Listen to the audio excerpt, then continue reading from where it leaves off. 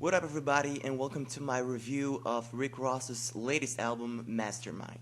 So the album opens with an intro that is pretty much defining the title of the album. It's a segment taken from Napoleon Hill's philosophy of the Mastermind principle. And it's pretty much explains what the Mastermind is.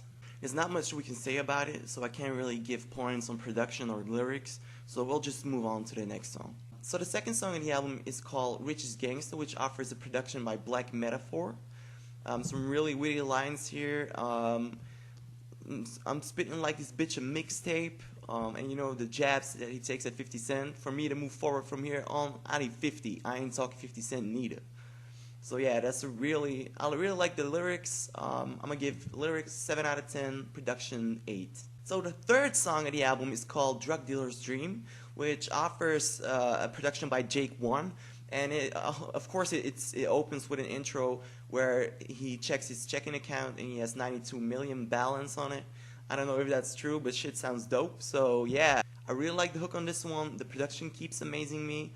It's actually the best production so far I've heard in a Rick Ross album. Lyrics, 6 out of 10. Production, 8 out of 10. So the fourth track is Shots Fired. It's another interlude, and it's just a collection of news reports and 911 calls after the shooting at Rick Ross's car last year when he was driving with his girlfriend in Florida on his birthday. And it really nicely leads into the next track, which is narrated by Diddy. Again, I pretty much can't give points on production or lyrics because it's an interlude, so we'll move on to the next song. Track number 5, it's Nobody. It's a production by Diddy himself, and he actually does the intro and narrates it.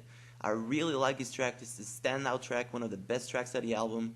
Although the hook is really whack, I really don't like French Montana on the hook. I mean, they really could have chose somebody better to sing it. It's actually, you know, Rick Ross on his Biggie flow, breaking down street stories seen through his eyes. Backed by no other than Biggie's partner in crime, you know, Diddy. The song is actually a remake and therefore samples Biggie's iconic You're Nobody Till Somebody Kills You by the Notorious B.I.G., of course. Incredible production by Diddy.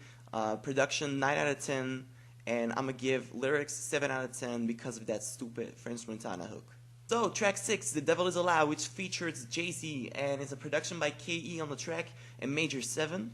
It's actually the second single of the album, and I really like the lyrics on this one. The production is a little bit less for me.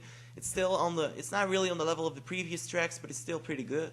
It was actually, you know, a really anti-Illuminati song.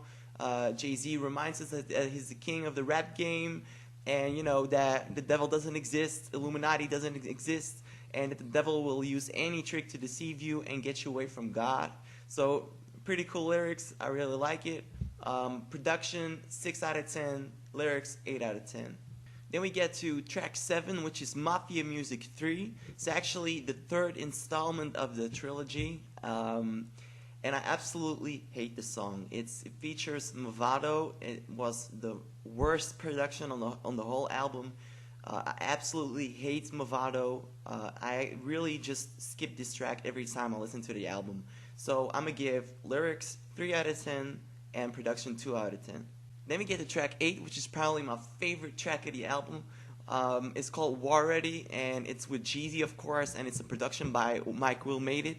It's an absolutely incredibly produced song, and the track actually marked the end of the long-standing Rose and Jeezy beef.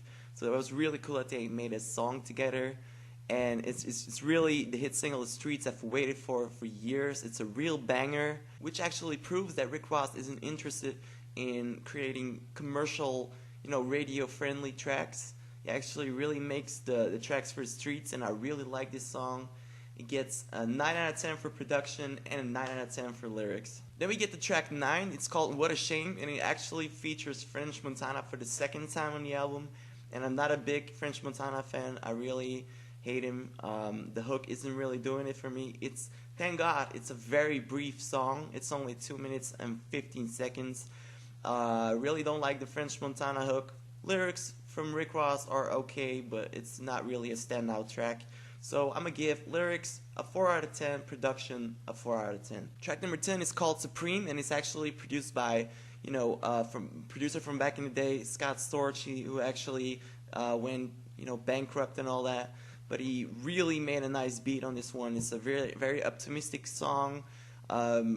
Ross lays down a couple good verses. I'm going to give the production a 7 out of 10 and the lyrics 5 out of 10. So after the fun and optimistic Supreme, we get to track 11, which is called Black and White. It's produced by D. Rich. And I actually think that Ross is mocking himself in this song because the hook is absolutely ridiculous. His voice sounds ridiculously stupid. And the lyrics are not that great. So I'm going to give, the production a 5 out of 10 and the lyrics a 4 out of 10.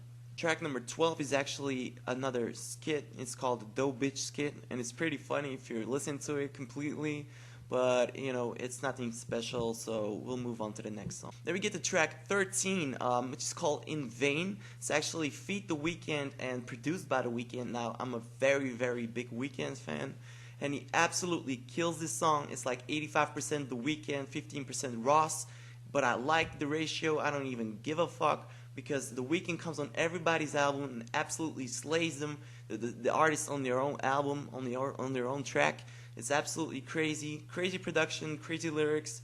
I don't got a single sober vein in my body. Crazy. 9 out of 10 production, 9 out of 10 lyrics. Then we get to track number 14 on the album, which is called Sanctified. It features Big Sean and Kanye West.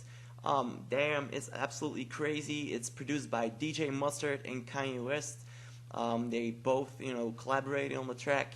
It features some really cool hooks by Big Sean, a killer verse by Kanye West, a pretty nice verse by Rick Ross, and it really is one of the standout tracks on the album.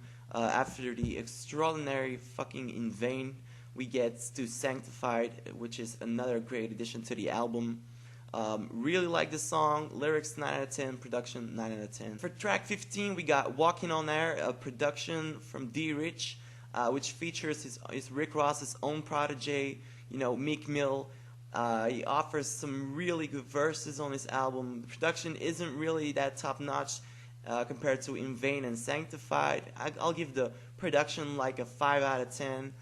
And like the lyrics is 7 out of 10. The Meek Mill verse was a bit loud for me, but that's pretty much his style. I'm not really a very big Meek Mill fan, but the song was alright. Then for the last track on the album, track 16, we got Thug Cry, which features Lil Wayne and is produced by the Justice League. So it's probably the most expensive beat on the whole album. Justice League is, they're really big veterans in production in the hip hop world. Their beats don't go for less than $200,000, so you really hear it. It's a very, very clean, edited production, and Lil Wayne really delivers some bars on here. I was really doubting him actually after I'm Not Even Being Two, which really flopped and was horrible. He actually pretty much redeems himself on this song, and I'm actually looking out for the Carter 5, Thug Cry, I'm going to give the production an 8 out of 10 and the lyrics a 9 out of 10. To conclude my track-by-track review, I've actually added up the numbers, and the album gets an average 6.8 out of 10 from me. So 6.8, decent album, very good album. I love the album. Not, the best album out there, not the best rap album, but I have respect for Rick Ross, and I'm looking out for his next projects. To end the video, we're gonna check out the Meta score on Metacritic.com. It actually holds a 67 out of 100 score from professional critics right now, and a 6.7 user score. So if you wanna check out those reviews and wanna compare them to my review, you can just do that by clicking on the link in the description. Thank you guys for watching. Subscribe and check out my channel for more, album reviews and track reviews. A lot more is coming, a lot more hip hop, a lot more other music. Thank you for watching, and I'll see you guys next time. Peace.